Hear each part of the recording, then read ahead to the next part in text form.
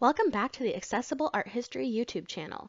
This week's episode is going to be another addition to our architecture series, featuring St. Peter's Basilica.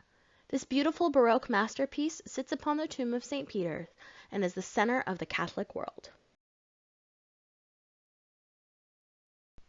Before we dive into the building itself, it is important to understand its significance. St. Peter, whose name was originally Simon, was one of the apostles of Jesus. Christ tasked him with building his church as told in the book of Matthew. After the crucifixion, Peter eventually made his way to Rome to help foster the growing Christian community there. Tradition states that he served as the first pope of the young church. In the early 1st century CE, Christianity was still an illegal practice in the Roman Empire. Nero was emperor and his insanity had plunged the city into chaos. Knowing there was only one way to save face, he looked for a scapegoat. And who better than the Christians? In 64 CE, he had his forces round up some of them, including Peter. They took them to Vatican Hill to be executed via crucifixion. Peter requested to be crucified upside down because he did not feel worthy enough to be sacrificed in the same manner as his Lord. A few centuries after Peter's death, Constantine legalized Christianity in the Roman Empire. He was aware of the fact that Peter was buried on Vatican Hill and instructed a basilica be built on the site. His architects and engineers worked extremely hard to orient the building directly on Peter's alleged tomb. Modern archaeological digs have shown they got quite close. A mausoleum was uncovered that was built around 100.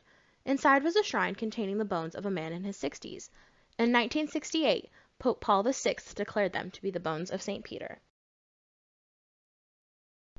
Built between 319 and 333, the original St. Peter's was constructed in the style of a traditional Roman basilica.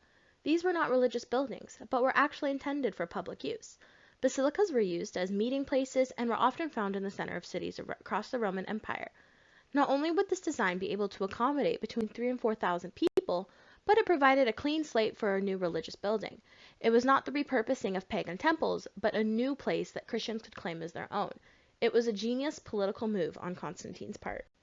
The old St. Peter's, as it's now known, was built in the shape of a Latin cross. It was over 350 feet long and consisted of a wide nave flanked by multiple aisles. As mentioned before, it was built over the tomb of St. Peter, and this was quite a feat due to the slope of the hill. After its completion, the basilica quickly became a center of worship for Christians in the Roman Empire. At the end of the 15th century, it had become clear that something needed to be done about the basilica. It had fallen into disrepair, especially when the papacy temporarily moved to Avignon, France.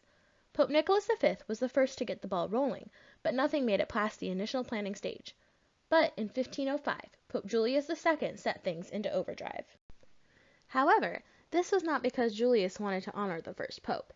Instead, he wanted to be remembered as a great pope and a man, and wanted to rebuild the basilica around his own tomb.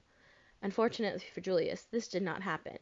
His grand tomb wasn't finished until 1545 and is in a different church entirely. However, that one remains empty, and Julius is actually buried in St. Peter's with only a simple marble tombstone to mark the spot. Over the next 120 years, a succession of popes would hire the best artists and architects to design a basilica worthy of their legacy. Julius II decided the best way to design the new basilica was to hold a contest.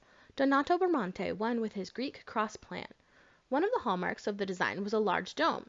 Bramante was inspired by the dome on top of the Florence Cathedral. However, Bramante died before his vision was realized and the project was passed to Raphael. Wanting to put his own mark on the basilica, Raphael changed the plan to form a Latin cross. His design also included additional naves and side chapels, as well as an expanded porch. However, once again disaster struck and Raphael died. The road to a new basilica was paved with constant hardship. Multiple architects were brought in, but they died before a solid plan was drawn up and real construction could start. In 1527, the Holy Roman Emperor Charles V and his forces sacked Rome. It was pure chaos. Finally, the papacy turned to Michelangelo. He had already proven his genius with the Pietà and the Sistine Chapel, so they knew that they could trust him. Michelangelo took the designs of his predecessors and harmonized them. He reverted back to the original Greek cross design of Bramante, but he also added elements of Raphael's porch. Michelangelo also redesigned the dome. He chose to utilize the same construction technique of the Florence Cathedral dome, two brick shells supporting each other. Finally, a plan was in place and the new basilica was built. As mentioned before, Michelangelo designed the dome of St. Peter after the Duomo in Florence. However, because it was for the center of the Catholic Church, it had to be bigger and better. At 448 feet tall and 136 feet in diameter, this dome is the largest in the world. One of the most beautiful details of this dome is the inscription on the interior. It is a verse from the book of Matthew, chapter 16, verse 18 through 19. The English translation of the Latin inscription reads, "You are Peter, and on this rock I will build my church. I will give you the keys of the kingdom of heaven." From the ground, the letters look quite small, but they're actually about 6 feet tall. The dome itself is accessible and offers a beautiful view of Vatican City and Rome from the top. The facade of St. Peter's is one of the most recognizable sights in the Christian world. It was designed by Carlo Maderno. It has soaring Corinthian columns that draw the eyes upward towards 13 statues. They are of Jesus, 11 of the apostles, Peter's in a different location, and John the Baptist. These works almost create a crown for the basilica.